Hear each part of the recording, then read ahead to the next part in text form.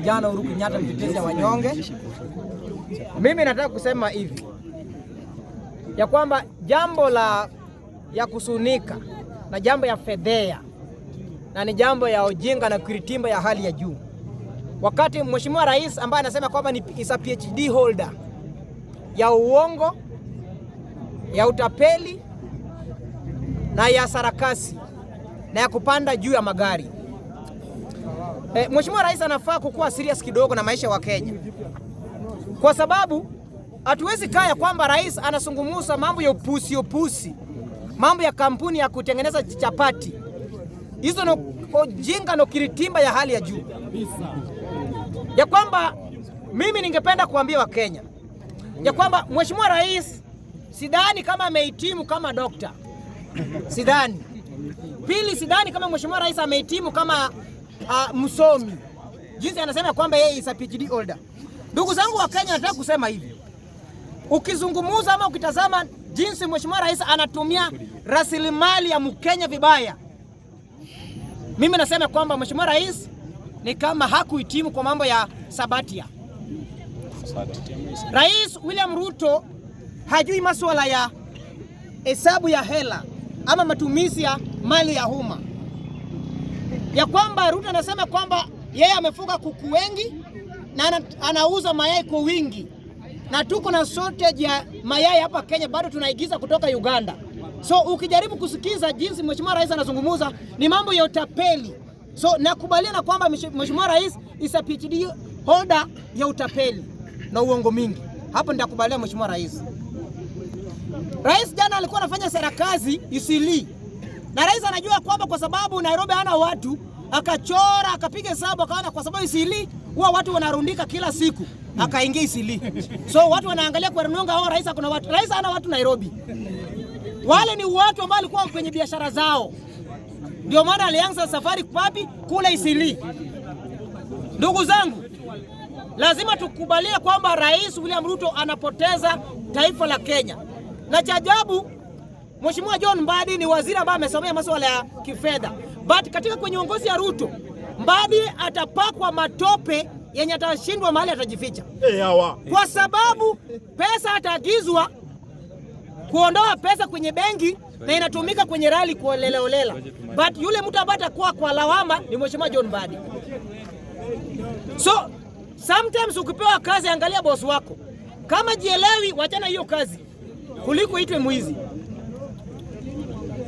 Ukiuliza William Ruto, ni pesa ngapi unatumia kwa hizi kampeni zako? Ajui. Yeye anakuambia anazindua. Yaani rais baada anazindua mradi. Rais ambaye amechaguliwa baada anazindua. Alianza kuzindua 2019, bado Ruto katika kwenye mazindua. Atajenga siku gani? Hiyo ndio swali ambalo unafaa kujiuliza. Ni siku gani Ruto atajenga barabara? Na ni siku gani ataanza kutekeleza hizi mambo? Kama sasa mimi nangoja, niko Capital City, nangoja free wifi, haipo. Nangoja, Ruto alisema kwamba simu nitapiga bure. Sasa kwanza ndiye amepandisha rate ya kupiga simu. 1 minute, 5 minutes. Alipata kama ni 2 bob per minute. Akaongeza another 3. 1 minute anakata shilingi 5. So nani anakuibia? Ruto. So wakati tunazungumuza, si tunazungumuza kwa sababu tunachukia Mheshimiwa Ruto. Hatuchukui Ruto. Sera ya Ruto ndio mbovu. Sera ya Ruto ndio mbovu. So Ruto akona uwezo ya kusafiri kila mahali. Hakuna mtu anampinga. Hiyo ni haki yake ya kisiasa. Hakuna mtu atampinga. Yeye afanye kazi yake. But siku ya uchaguzi tutamuuliza Mheshimiwa Ruto, ulituambia kwamba ulipochaguliwa ulipata sina ya serikali kama haina pesa. Na kama sina ya serikali haina pesa, hizi hela zote ambazo unatembea na kila Sunday 20 milioni, umetoa wapi? Hiyo ndio swali la kwanza.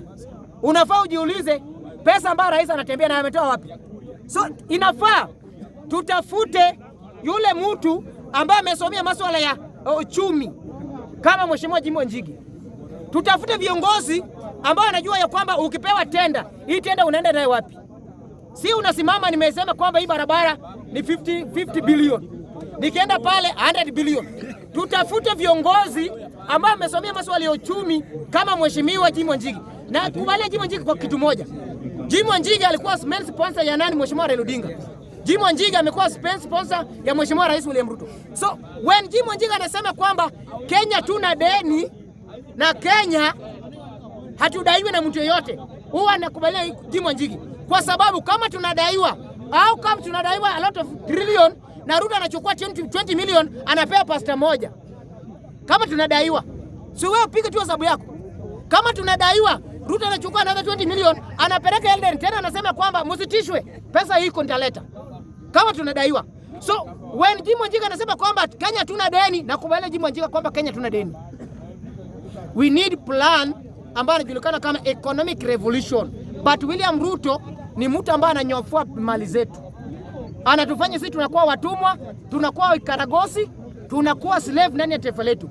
Wa Kenya, uchaguzi wewe utaamua kwenye maana utapiga kura. Mimi siwezi kukuamulia. Maoni ni yako, ni chaguo ni lako. Tuangalie sambu ambako na capability kwa yale mambo Mheshimiwa Jim Wanjigi anazungumza ya kwamba tunataka economic revolution. Je, William Ruto amequalify? Kwangu hajakuwa qualify. Je, Kalonzo amequalify kukua hapo? Hiyo ndio vitu wanafaa kujiuliza. So we need economic revolution. Yala ambayo Jim Wanjigi wanazungumza kwa TV. Na watoke kwa TV wakuje kwa ground. Waanze kuzungumzia watu ya kwamba we need change. Mambo ya matumizi ya hela ya wananchi lazima iwekwe sawa. Kwa heko kwa wale wamama wawili. Huyu mkaguzi ya bajeti, kwa sababu ametuonyesha kwamba serikali hii ndio unaweza porwa jinsi, hata kuuliza maswali jinsi unaporwa hakuna mtu ana explain. Nataka kusema hivi wa Kenya, uchaguzi yuaja, amua. Kama unataka mwizi Baranaba yuko kwenye njia, akamesema yanza kazi. Ukitaka Mesia Yesu pia utaamua. So we need change, economic revolution katika ndani ya taifa letu ya Kenya. Asante.